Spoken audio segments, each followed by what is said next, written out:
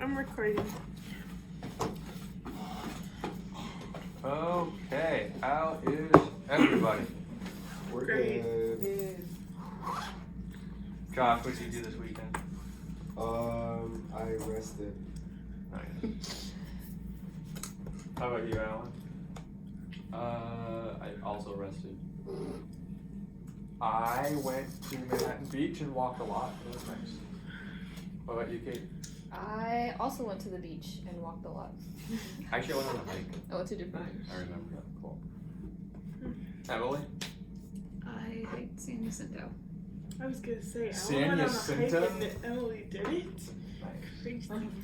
Which one's San Jacinto? That's if you head east, like towards Palm Springs. They have a tramway that will go like most of the way up it, or you can drive to Idlewild and you have it's a shorter hike if you take the tram, but then you have to pay for the tram. If you go to Idlewild, it's a longer hike, but it's really pretty the whole way. Cool. Look at that. Nice. Oh, Mount San Jacinto. It starts with a J. Or you probably found it. And so, what did Mary do? Mary just hung out, was lazy. That's good. Mary rested. That's Rested. productive. Rested is Mary good. rested. Resting is good. Resting is good. Jess? Jess went to Dallas. Casually. Just No, I'm doing serious. Dallas. Every other weekend, you're just not there. And I'm like, What are you doing there? I have friends in Dallas and other friends. She go went to the there. rodeo? No. I went to the Cowboys game. Nice. That was spontaneous. But yeah, I just hung out with fun. It's what's the Indian my best friend, her family's Indian, it's Diwali. Diwali, thank you. Oh yeah, it's dope. Yeah, Yeah. Diwali. This Oh, this past yeah. weekend was good. Diwali. It's like their Lights. lights like celebration. Wait, who asked what's Diwali? Not Alan. Alan didn't ask that right. Alan is I was Indian. gonna say. I just heard her from over this there. thing. Yeah, you all Yeah, get you their have to food. So we're all the way through. Everybody good. Mm-hmm. So we'll do the presentation of mini illness scripts. Anybody want to go first? Or should we do the Do you want to do something else first? do we want to do like the clinical reasoning part for Mrs. Hernandez, and then once we get to the differentials, then go over the mini illness scripts for the differentials? You know what I mean? Sure. So our chief complaint: abdominal pain, problems list, heartburn, nausea without vomiting, subxiphoid abdominal pain times 4 weeks, tenderness to palpation on exam, positive urease test, and stomach ulcers noted on EGD. So then the schema that we put was inflammatory, idiopathic, infectious, and structural.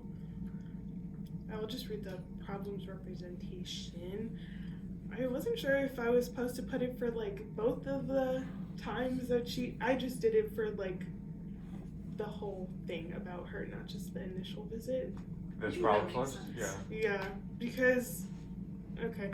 Anyways, Mrs. Hernandez is a woman, they didn't say her age, presenting with subxiphoid abdominal pain of 4 weeks associated with heartburn, nausea without vomiting, and on exam has tenderness to palpation. The patient was sent home with ionosoprazole, whatever, until being able to, I don't know, until being able to undergo an EGD. 4 weeks later, the EGD showed a positive urease test and stomach ulcers. And who had H. pylori infection? I have that one. So definition, it's infection with H. pylori. It's a common pathogen, affects about half of the world population, and it can cause gastritis, peptic ulcer disease, gastric adenocarcinoma, and low-grade gastric lymphoma. Not really a lot of specific risk factors as far as cause. It can spread either fecal oral or oral transmission, so contaminated water is the way to get it. And then pathophysiology, it's a gram-negative spiral-shaped bacterium that expresses urease so that it can survive, and it also expresses different toxins that cause tissue damage. One source said that if the infection primarily involves the antrum, then you have increased gastric acid production, and then your patients are at an increased risk of duodenal ulcers. But if it's in the body of the stomach, then there's gastric atrophy and gastric atrophy and decreased acid secretion in patients at risk for gastric ulcers and gastric adenocarcinoma. For the core concepts, I had infectious disease and flow gradients. Could probably put inflammation in there as well. And then for symptoms, a lot of people are asymptomatic, but if you have symptoms, which is usually at the point that you have gastritis or ulcers or something like that going on, abdominal pain, bloating, easily feeling full after eating, loss of appetite, nausea, vomiting, dark or tar-colored stool, and then anemic symptoms if you have bleeding ulcers. And signs, you can have a positive urea breath test, a positive stool antigen test, and if you take a biopsy, you can get a rapid urease test or do staining for the bacteria. Okay.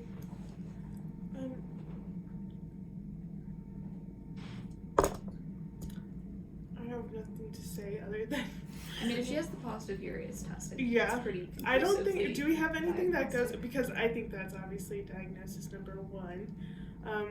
Because I think any other diagnosis we would Is have because of is- H. pylori. right. Yeah. Is there anything that goes against H. pylori?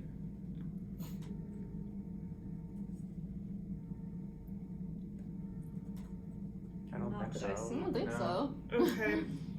Just put abdominal pain, nausea, and positive urease test as because she really didn't have that many symptoms.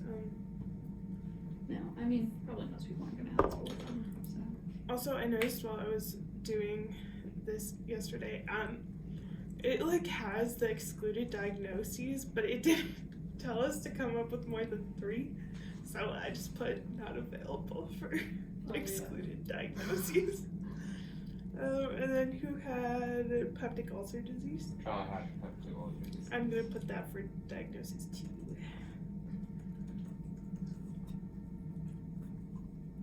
Alright. So, peptic ulcer disease is a GI condition characterized by the formation of open sores or ulcers in the lining of the stomach or upper part of the small intestine. And there's a lot of causes, so I just put the main top 3, which is H. pylori infection, NSAID-induced injury, and gastric acid hypersecretion. And so basically, H. pylori, like Emily said, weakens the stomach's protective lining. So H. pylori survives by secreting urease, kind of neutralizes the acid. And when you get the inflammatory response, it disrupts the balance between protective and aversive factors in the gastric mucosa, so it weakens and it further propagates the whole colonization process, which leads to ulcers. And for NSAID-induced injury, NSAIDs inhibit prostaglandin, so it reduces prostaglandin synthesis, and by inhibiting COX, so it's gonna increase the secretion of the whole gastric acid as a whole. And prostaglandins normally maintain mucosal blood flow and enhance mucus and bicarb secretion and promote mucosal cell restitution. And NSAIDs compromise these protective mechanisms. And for gastric acid hypersecretion, excessive gastric acid secretion, often related to an imbalance between acid production and mucosal defense, contributes to mucosal injury, and factors such as H. pylori infection, which can contribute to gastrin-stimulated acid release, which is gastric acid hypersecretion, and chronic gastritis can stimulate gastrin release, promoting the whole hypersecretion process. Mechanistic core concepts, I put inflammatory and technically flow gradient as well. And for symptoms, you would get burning epigastric pain, nausea, vomiting, changes in appetite, dyspepsia, bloating, and chest pain. And for signs, you would get epigastric tenderness, guarding/rigidity, hematemesis, melena, perforation signs on X-ray, and weight loss. And diagnostic tests for PUD include EGD, biopsy, CXR, urease test, CBC, and serum gastrin levels. Associated treatments include triple therapy, which is antibiotics, 2 kinds of antibiotics plus PPI, and H2 receptor blockers and antacids, cytoprotective agents, and lifestyle modifications. Okay.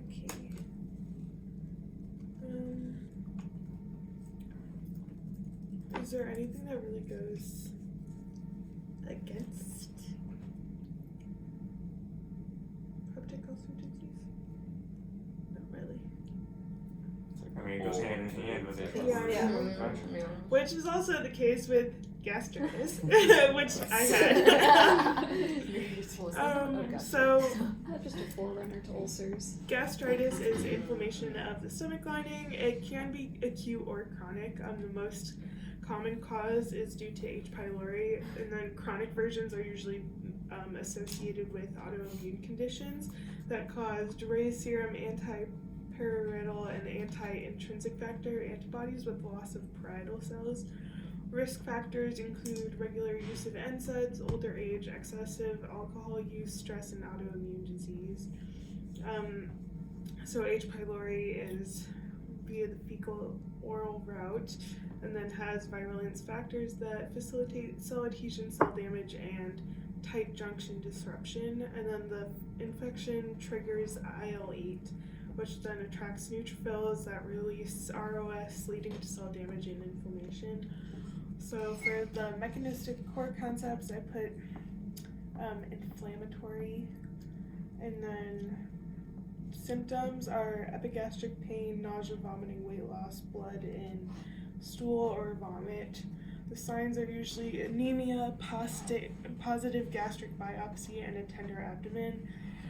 And then diagnostic tests, usually you have an endoscopy and biopsy. And then so H. pylori associated gastritis can be diagnosed with a urease test, cultures, and molecular detection.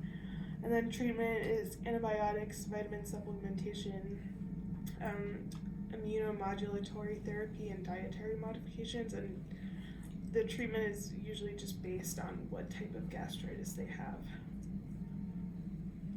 Nice.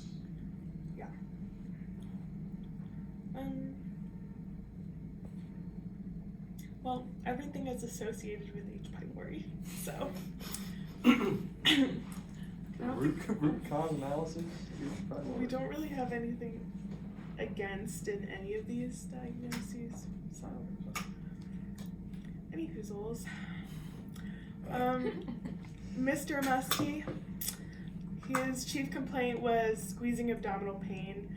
So his Mr. problems Apple cider list vinegar. Oh, is yes. umbilical squeezing pain worse after eating for 4 weeks, smoking history of 20 years, 4 hours of sleep per day, history of ADHD, non-bloody vomiting, pale nail beds and conjunctiva, family history of myocardial infarction in his uncle, paternal CHF and maternal hypertension, deprosine for the right shoulder pain, which he's been taking for 6 months, fatigue times 2 weeks, pain with nocturnal awakening, tender abdomen to palpation on exam, pneumoperitoneum, melena, ongoing nausea and vomiting, 11 out of 10 abdominal pain radiating towards the back, and then drinking half a cup of apple cider vinegar 5 times a day.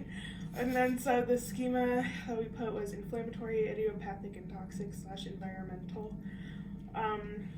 So the problems representation, Mr. Mussey is a 52-year-old male with a history of ADHD, 20 smoking years, and a family history of cardiac issues who now presents with a squeezing abdominal pain of 4 weeks that is associated with non-bloody vomiting, whose physical examination shows pale conjunctiva, nail beds, and tenderness to palpation on exam. Mr. Musty presents to the clinic 2 weeks later with continued abdominal pain that awakens him from sleep, ongoing nausea and vomiting, and melena. An X-ray shows pneumoperitoneum. Can we include vinegar somewhere in that presentation? I was like, I don't even know where. It's not really. I'm like, is it really associated with anything? I don't even know. It probably just further complicates everything. Makes it worse. The ADHD? Yeah. Yeah. Yeah. So the first diagnosis that we had was perforated ulcer secondary to peptic ulcer disease. Whoever had that? That was me, I think. Yeah, perforated ulcer. Okay. So, what is it? It's when an ulcer reaches the serosal layer of the stomach, and so the contents of the stomach spill into the abdominal cavity, which is really bad.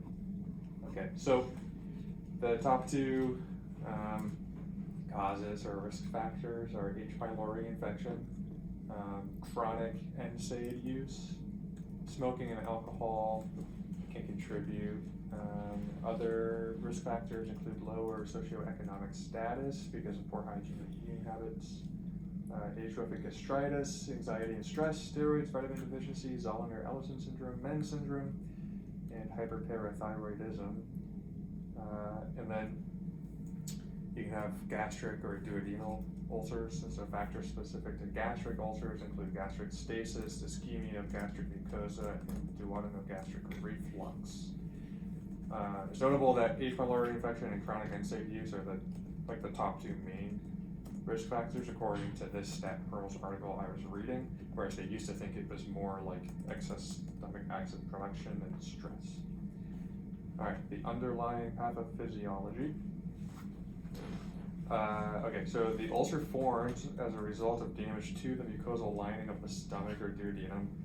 If the damage is related to H. pylori infection, then it's caused by the body's inflammatory response and by bacterial factors. But if the damage is related to NSAID use, then it's caused by inhibition of COX-1-derived platelets, which are normally involved in maintenance of the mucosal lining. In either case, disruption of the mucosal layer exposes the gastric epithelium to stomach acid, and at that point the ulcer will continue to grow, and then once the serosal layer is breached, the gastric contents fill into the abdominal cavity. Of note, gastric ulcers that are greater than 3 centimeters have malignant potential. So let's see.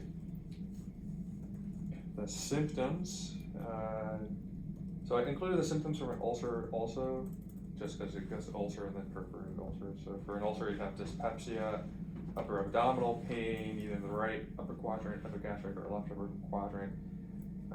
If it's a gastric ulcer, the pain will be worse with eating. If it's a duodenal ulcer, it'll be worse 2 to 5 hours after eating.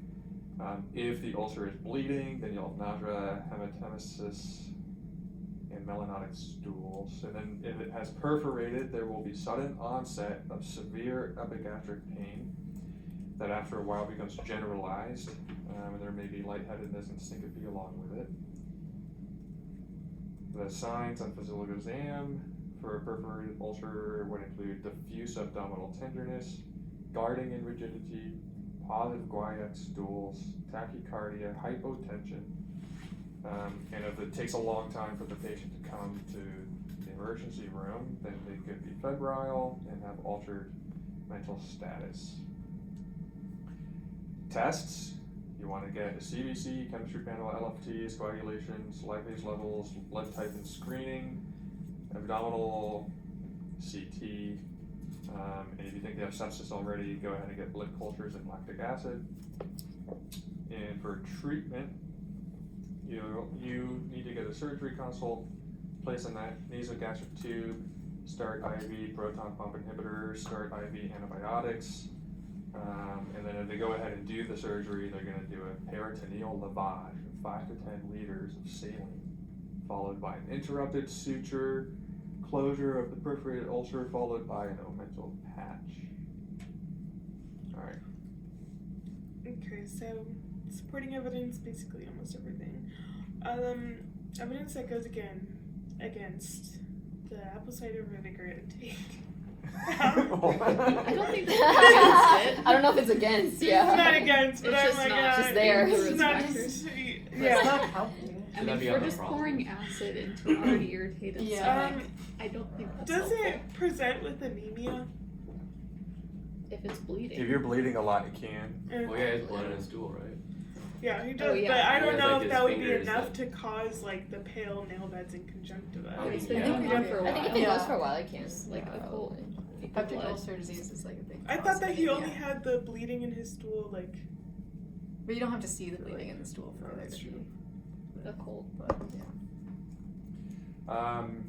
Well, when I was reading here, it says that the pain should be more up here, but then his pain is more umbilical, right? Doesn't it go to the Yeah. back Did I read that? of his? But then, Well, should when it, yeah. yeah, then it like radiates towards But the it back was once he here comes too, back. like epigastric pain, no? No, Oh, lower abdominal. it was umbilical. Umbilical. Yeah. Okay. Well, That's the only thing I noticed, really. the next one was colon cancer. Oh, okay, that was me. Colon cancer. What is it? Uncontrolled proliferation of cells in your colon. What is it? Cancer of the colon. Okay, what are the causes? Well, there's a lot of factors. I mean, it's obviously most genetic, but adenomatous polyps and other polyps with villus or tubulovillus dysplasia indicate a high risk. IBD and ulcerative colitis increase your risk. Family history, being over 50, sedentary lifestyle, obesity, and smoking and alcohol all contribute to this type of cancer. Okay, so the pathophys, basically it's just a whole bunch of genetic mutations. Some of them include cells that have a deficiency of the DNA mismatch repair, and over time this accumulates errors that cause high levels of microsatellite instability. Hypermethylation of DNA that can turn on or silence certain genes like BRAF or MLH1 can cause this, and also RAS is pretty relevant to this type of cancer as well. Mechanistic core concepts, I chose cancer may be genetic or sporadic because it's cancer. I chose chronic inflammation because that could definitely that could lead to cancer, and I put flow gradients as well. Clinical presentation, the symptoms, you have ongoing discomfort in your stomach, you have a lot of cramps, gas, pain, changes in bowel habits, more diarrhea, constipation, fatigue, losing weight, and stuff like that. So the signs, you'll get rectal bleeding or blood in the stool, and some tumor markers like CEA and CA19-9 are associated with this type of cancer. All right, diagnostic tests, do biopsy, do CT, CBC, and biomarker tests for the cancer. Treatments, you can do chemotherapy, immunotherapy, surgical resection, radiation, and there's also something called cryosurgery, which is kind of interesting. So they just like freeze like the cancerous tissue, but I'm not sure, like probably very situational. So yeah, that's pretty much it. Is there any supporting evidence for it besides the melena and fatigue?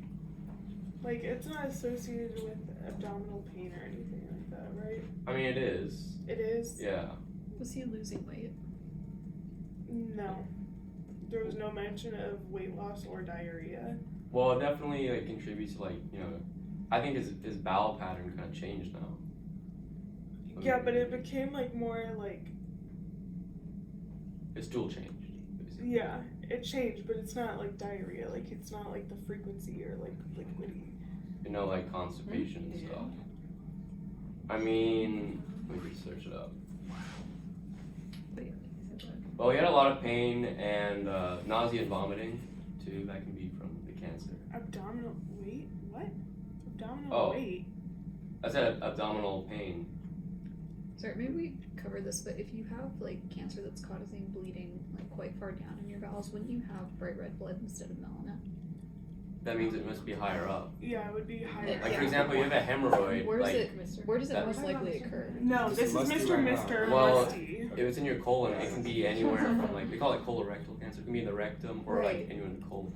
No, I'm just wondering, like, does it have preference for a different location? Oh, like along? ascending colon, transverse, Yeah. descending. Like ascending colon would definitely be more likely to give you melena than And that- hemiplegia. That could also be consistent Yes. with like his X-ray of the perforated bowel. Because if it's in, like in your ascending colon or on like on your right side, I mean, maybe. Yeah, that's the ascending colon. Yeah. I don't know. I mean, there's not like a lot of evidence, but there's some. Do you have nausea and vomiting? Nausea and vomiting, bloody stool, fatigue, abdominal pain, cramping, and has this been going on for a while? Just like recent? I don't remember.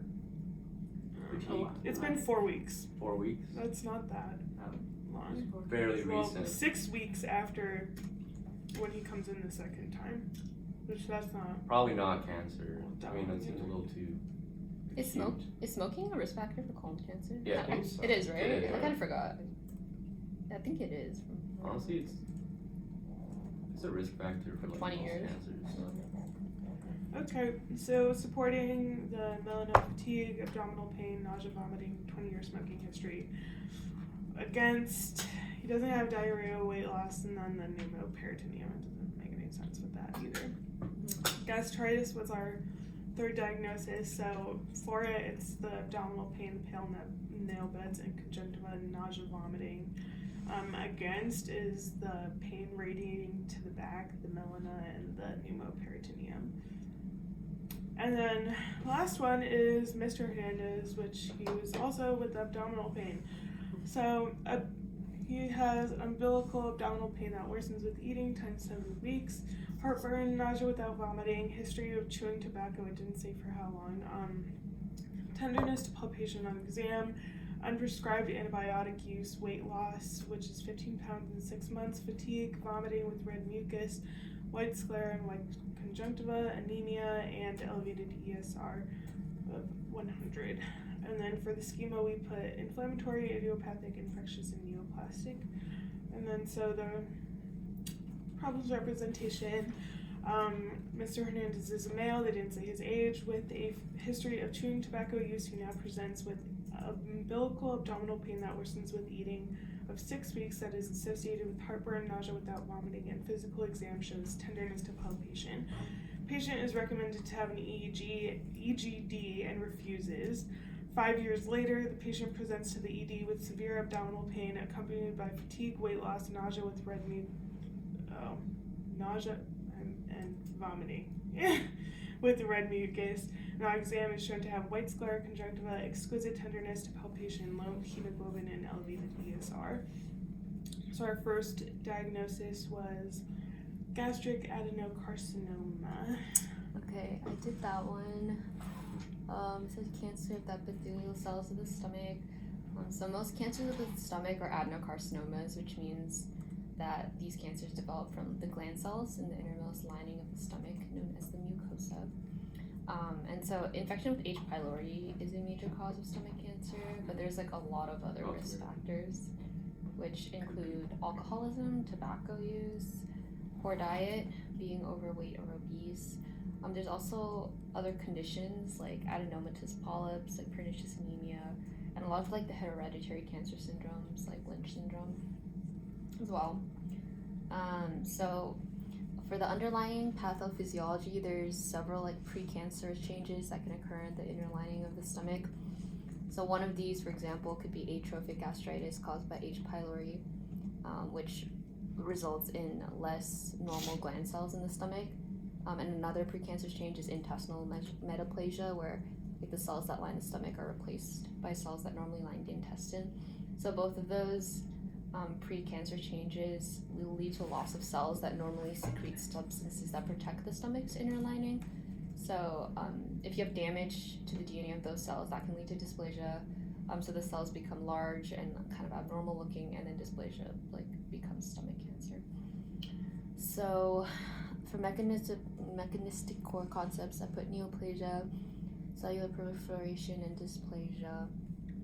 And for symptoms, I put poor appetite, weight loss, heartburn or indigestion, nausea, vomiting, fatigue, which he had a lot of those.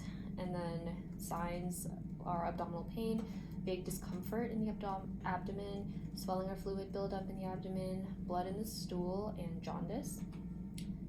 And then the associated diagnostic test would be an upper endoscopy with biopsy, or you could do like the x-ray with barium contrast. And treatment would just be surgery, or chemotherapy, or radiation therapy. Oh, he's got a lot for.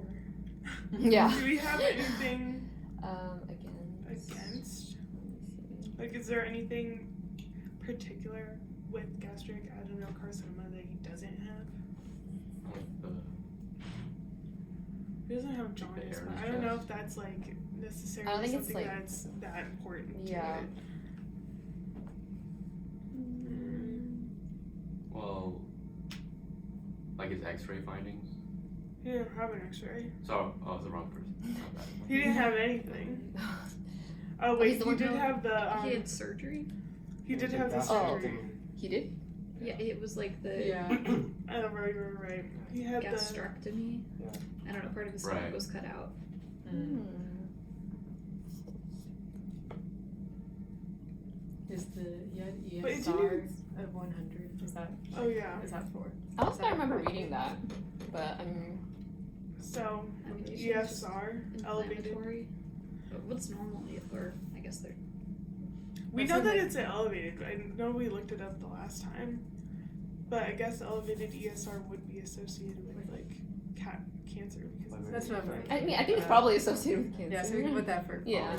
Okay, so Yeah. nothing We're that gonna be goes. deciding between yes, it is adenoma, elevated. gastronoma, I guess, yeah. Yeah, Yeah. kind of. But Okay, well then the next one that we have is gastronoma. Yeah. We can do gastronoma and then compare. yeah. Okay. Gastronoma is neuroendocrine tumors characterized by secretion of gastrin with resultant excessive gastric acid production causing severe peptic ulcer disease and diarrhea, a combination referred to as Zollner-Ellison syndrome. So the majority of gastrinomas are sporadic. There are some that are associated with the autosomal dominant genetic syndrome called multiple endocrine neoplasia type 1 men 1 that predisposes individuals to develop the multiple endocrine tumors. They're most common in people that are between the ages of 20 and 50, and there's a slightly higher incidence in men. Yes, and then for pathophysiology, so the gastronoma tumor cells secrete excessive gastrin, which leads to hyperplasia of fundic parietal cells and increases basal gastric acid output. The excessive gastric acid output breaches the mucosal defenses of the gastric and duodenal wall, which can cause ulceration and inactivation of pancreatic digestive enzymes, leads to fat malabsorption and diarrhea. And then inhibition of absorption of sodium and water by the small intestine also results in diarrhea. That is the core concept is renal plagia. Symptoms include abdominal pain, GI bleeding, diarrhea, vomiting, heartburn, and weight loss. Signs are the epigastric tenderness, like recurrent ulcers, just multiple ulcers, vague ulcers, ulcers that like don't respond to therapy, just anything that's like you have ulcers but it's not just peptic ulcer disease. Ulcer not related to H. pylori, and hypercalcemia. Diagnostic tests are the elevated fasting serum gastrin level. There's something like basal acid output is high as well. And there's a secretin stimulation test, and then there's a bunch of imaging, endoscopy, somatostatin receptor scintigraphy. I don't know, that kept popping up. And then treatment is, the main treatment is proton pump inhibitors. That doesn't work, and HGO blockers, and then surgery is the only curative treatment. So for abdominal pain, heartburn, weight loss, vomiting, doesn't have the diarrhea or GI bleeding. Did he have H. pylori infection? I don't think they said We either never way. knew because he refused to get the EGD, which would have given him the positive or the urease test at the time too. Yes. So we don't know if he had H. pylori. But if his wife had it, is it like, I mean, Like, it's that it fecal could have oral. spread? So it's well, they all, the paper I saw said oral as well. Like they can find the Yeah. bacteria clear up. So like, I think potentially he could have, but also we just don't know. Yeah. We don't know Um, for sure, but definitely like. Yeah. Good. And then Why for couldn't they have done the breath test? the Like, third- there's non-invasive ways to test for it. Yeah. I think he was just refusing everything. Then why did he come to the hospital? The third diagnosis that we put was peptic ulcer disease, which evidence for is the umbilical pain that worsens with eating, heartburn, nausea without vomiting, history of chewing tobacco, and tenderness to palpation on exam. The evidence against is the weight loss and then also the gastrectomy. I do remember I looked back at the thing is they gave us the pictures and then they said, oh, the results are below, but we don't know how to interpret the results from just a picture, which I think is why we put gastric adenocarcinoma because we reverse image searched the But picture. then peptic ulcer disease can cause gastric adenocarcinoma as well, right? So like. Because it Yeah. seems like, isn't that Yeah. the progression of like Yeah. bacteria you get It's ulcers? kind of you But get I diarrhea. think like the reason that he's like there now is because the peptic ulcer disease like progressed To to Adenocarcinoma. gastric adenocarcinoma. So I Yeah. feel like his primary diagnosis is the gastric adenocarcinoma secondary Secondary to to peptic PIQ. ulcer Peptic disease. ulcer. Because there's just no way that we can like prove anything because he Yeah. refused to have anything done when he first came in, which was 5 years ago.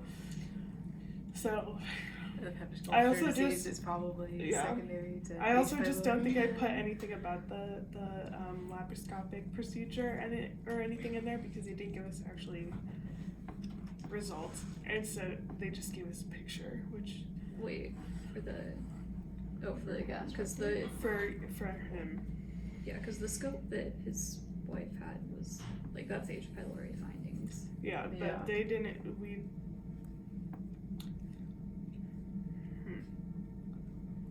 Because the endoscopy for like that was gastric adenocarcinoma. I think. Yeah, it looks Yeah. like. That's I think what we found, which is why we put that first.